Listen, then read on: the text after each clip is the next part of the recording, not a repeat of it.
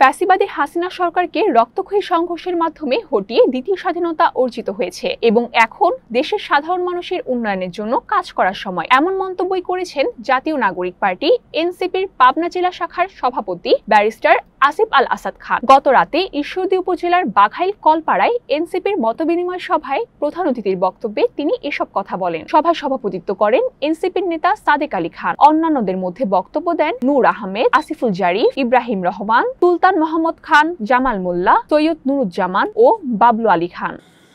কাঁধে প্রথম দায়িত্ব এসে পড়েছে, সেই দায়িত্ব হচ্ছে দেশ গড়ার দায়িত্ব। আমরা এই এক বছরে যে সাধারণ জনতার রাজনৈতিক শক্তির উন্মেষ ঘটেছিল রাজপথে, সেই রাজনৈতিক শক্তিকে একটা রাজনৈতিক দলে পরিণত করেছি, আপনারা দেখেছেন।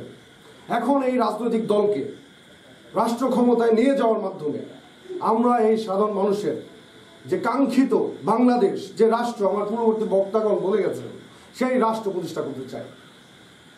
এই দায়িত্বটা এখন আমাদের কাঁধে এসে পড়েছে।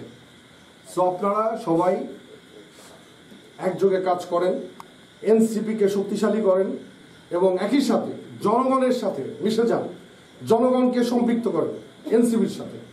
এনসিপির গঠনতন্ত্র, আদর্শ এটা ছড়িয়ে দিন, এই জুলাই স্পিরিটকে ছড়িয়ে দিন।